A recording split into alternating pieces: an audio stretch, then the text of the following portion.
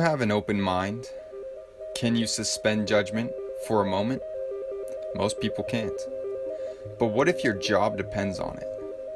What if the freedom to hug people depends on it? What if your life depends on it? Here's a new theory. First, consider that we live in a world where everything is toxic. The soil, the water, the air, our food, even our medicines are toxic. Even stress can be toxic. Now imagine that all these toxins are poisonous to us on a cellular level. Imagine that our cells have a defense and respond to this situation. Poisoned genetic material, either RNA or DNA, is packaged up and sent out of the cell in tiny balls of protein. Let's call these balls of genetic material exosomes. Let's imagine that exosomes can act as messages to alert other cells of a particular poison, and so all throughout the body, more and more cells package up the poisoned material and release it. Also, at certain times of the year due to temperature cycles, humans tend to purge a high number of these poisoned genetic materials out of the body, resulting in symptoms of illness. These exosomes neither cause illness nor are they infectious, though they do appear to spread throughout the body. Now, that's exosome theory. Let's move on to the established theory of viruses. Viruses are generally regarded as not alive.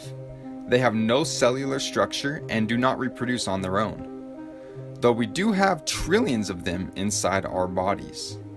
They are tiny bits of genetic material, either RNA or DNA, packaged in tiny protein balls that appear to exit and enter cells. Sound familiar? We believe that some of these entities are infectious and pathogenic, transmitting amongst humans and reproducing inside our bodies, causing illness and death. So let's look at the situation for this coronavirus and compare what is happening to these two theories. Let's first consider the origin story of the coronavirus. A group of people had a respiratory illness unresolved by antibiotics, so medical officials began looking, of course, for a virus. What they eventually found under the electron microscope were small protein balls being excreted by the cell. Okay, first comparison. This would make sense in both exosome theory and virus theory. Then they searched for and found an RNA fragment that they had not seen before in some of these patients. This would make sense in both exosome theory and virus theory. Now, they did not prove that they could infect somebody or an animal with a purified form of this so-called virus. They simply assumed that this RNA fragment was the cause of the illness they saw in some patients, and they assumed it was contagious. So do you know how the tests work? It's not a binary test, like a pregnancy test.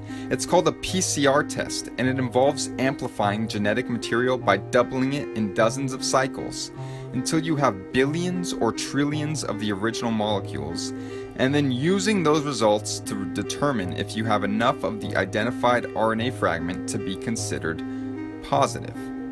Here's the thing. At a certain point of amplification, every single person would test positive. They use an arbitrary cutoff point where they stop doubling the material. That cutoff point is different amongst different tests for COVID-19. In fact, there were 10 different cutoff points amongst the 33 tests approved by the FDA. Seems a little strange, right? You might find it interesting that the Nobel Prize winning inventor of the test did not believe it should be used to diagnose infectious illness. And perhaps you've heard about some of the problems with the test, such as the high rate of false positives. But in any case, let's say that after 37 times of doubling a specific genetic material they found in your body, they determine that you have enough of the RNA they are looking for to be considered positive. This could make sense in both exosome theory and virus theory. But clearly there are clusters of people getting ill. Look at New York City.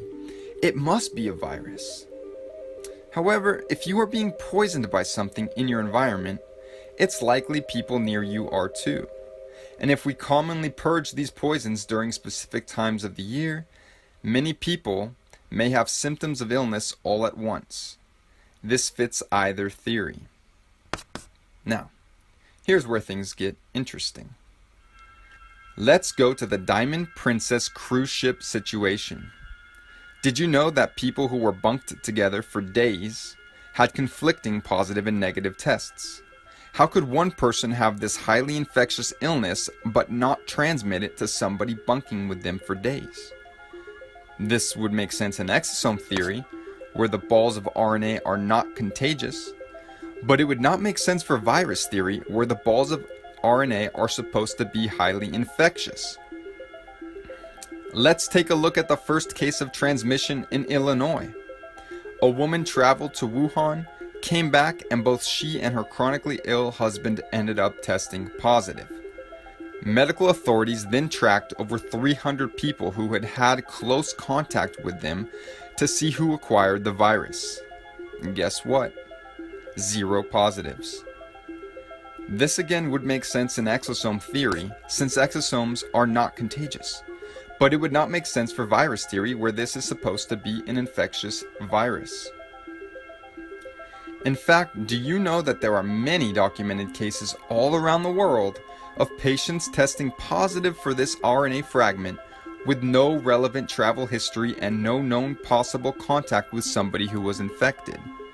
These were people in the middle of nowhere, early on in this whole crisis, who suddenly were testing positive.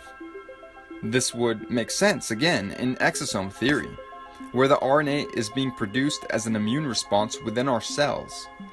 But it would not make sense for virus theory, where you are supposed to have had contact with somebody with the virus. What about the high levels of people testing positive who don't get sick? In fact, 80% of people testing positive are either asymptomatic or have slight cold symptoms. Why? This would make sense in exosome theory, since the RNA fragments are not the cause of the illness. But it would not make sense for virus theory, where this virus is supposed to cause the illness. Things get even stranger. Did you know that some people go from testing positive to testing negative to testing positive again in a matter of days? And that would make sense for exosome theory, where perhaps the cells are simply releasing more or less of these exosomes depending on certain conditions.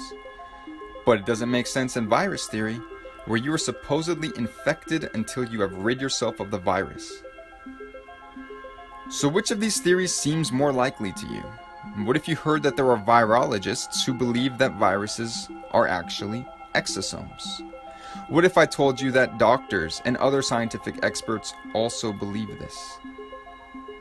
Ultimately, regardless of which theory you believe in at this point, the established infectious virus theory or the emerging theory of exosomes, how confident are you in the PCR test?